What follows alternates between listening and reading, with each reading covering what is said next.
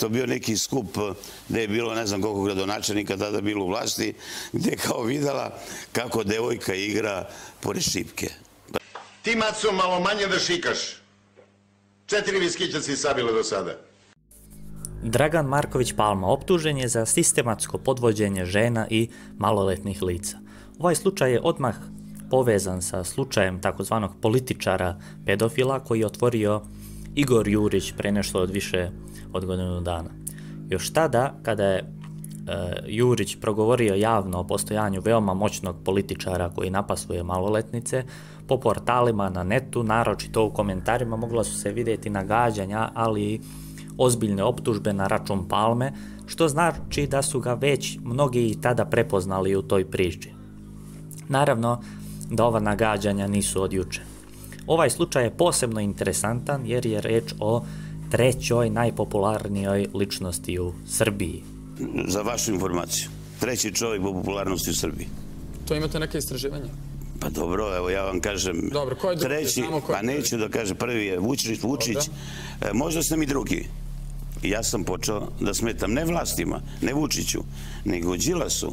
Ono što je svakako problematično u čitavoj ovoj priči je to što Palmu ovog puta javno nije napao Jurić, već Marinika Tepić, što je Palmi i njegovim podguznim uvama dalo prostora za kontranapad argumentom ad Đilas.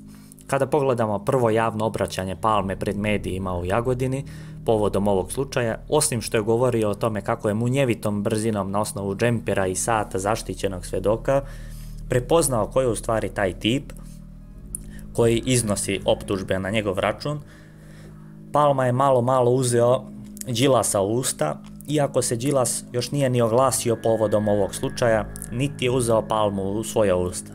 Međutim, naučio je Palma od naprednjaka da dobro da se u ovakvim situacijama ne vredi braniti na konvencionalan način argumentima i kontraargumentima, već da treba na Đilasa uzvratiti Đilasom. Jer ipak poznato je da je napad najbolja odbrana. Dakle, sve je laž.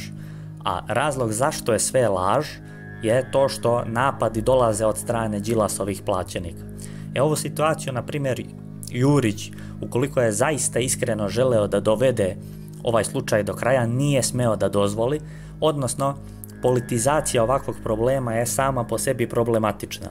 Ali opet sa druge strane teško da bi Jurić ovaj slučaj sam preko svoje fondacije mogao da reši, jer je ipak reč o moćnoj i kriminalnoj ličnosti kao što je Palma, te bi Jurića veoma lako pojeo mrak.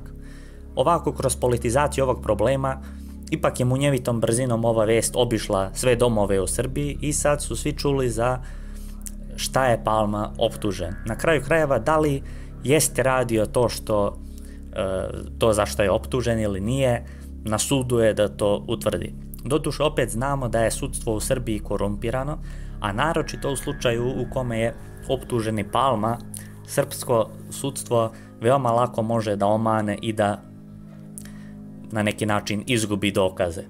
Što se tiče konkretno toga da li je Palma mrkao ove radnice javnih preduzeća u Jagodini ili nije, ili je mrkao maloletnice, tu možemo za sad samo da nagađamo. Međutim, sad se zapitajmo kolike su šanse za to da je on njih mrkao. Naime, da se ženske zapošljavaju masovno preko veze na javna mesta, to je činjenica.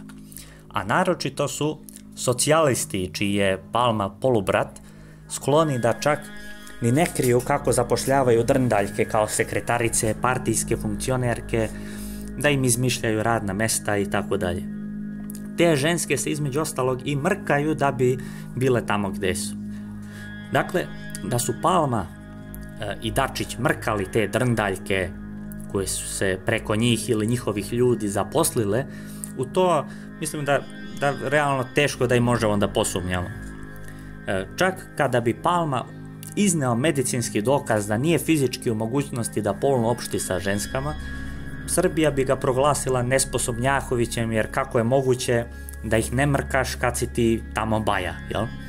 Čak i da ne može polno da opšti sa njima, sigurno da može barem da ih pipka, što mu je svakako ostala kao rezervna opcija.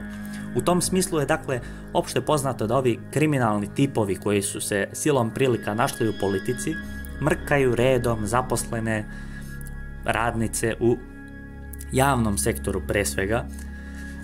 Toga ima dakle u svakoj selendri. Te sad optuživati Palmu da je on mrkao ove drndaljke, namjerno neću da kažem radnice, jer su one upravo suprotnost od radnica, dakle optuživati ga da je on mrkao ove drndaljke je suludo, jer se problem bludničenja u javnom sektoru mora sistematski rješavati. Te ovako sad hvatati pojedinačne slučajeve dovodi samo do toga da se problem politizuje. Te ono ima bitnu dimenziju jer je reč o Palmi. Da sam ja, na primjer, mrkao neku drndaljku u javnom preduzeću, niko to ne bi ni primetio, a kada bi me uhapsili, niko ne bi obavestio javnost o tome. Ovo je problem koji je po svojoj suštini daleko dublje vezan za korupciju nego za samo bludničenje. Sad, stavka na osnovu koja se ipak mora reagovati je ta da su tu bile prisutne i maloletnice. Naravno, i to je sad problematično jer se sa jedne strane govori o pedofiliji, a sa druge strane se govori o devojkama, recimo iz srednje škole, dakle 16-17 godina, što se ne može podvesti pod pedofiliju. Ali ipak to i dalje jeste mrkanje maloletnih lica. Na toj osnovi se najviše obećava da će Palma biti osuđen. Također što mi jako zapada za oko, to je što je na primjer što se država odredila prema ovom slučaju na način da treba pustiti institucijama da rade svoj posao. To je konkretno iznala Zorana Mihajlović, koja je i sama prošla čitav ovaj proces od kreveta pa do političke funkcije. Da, ona jeste u pravu po pitanju toga da se zlostavljanje mora prijaviti nadležnim institucijama i tako dalje. Ali je sa druge strane činjenica i ta da ljudi ne veruju institucijama. Gotovo u svakom slučaju ovakvog napastovanja na veliko mogli smo vidjeti kako se nikada nije oglasila jedinka, već je tu uvijek bila jedna grupa žena. Šta je ono što sprečava žene da se kao pojedinci usude prijaviti zlotvora u vidu politički moćnog čovjeka? Pre svega nepovjerenje u institucije, jer je upravo taj Palma slika i prilika naših institucija koje su bušne sa svih strana. Kako jedna žena koja je preko mrkanja sa njim došla do određenog radnog mesta ili funkcije sada može da veruje institucijama kada je ona sama direktno suočena sa tim da institucije ne funkcionišu, odnosno da ona kroz mrkanje dolazi do svoje pozicije, a ne preko svojih kvaliteta. Sada, kada je ovo postalo političko pitanje, ove silovane žene nastupaju ne kao pojedinci, već kao jedna grupa. I to je ključna razlika. Da institucije zaista funkcionišu, tada bi žene nastupale kao pojedinci. Dakle, ovo je, možemo reći, ništa drugo do politički problem.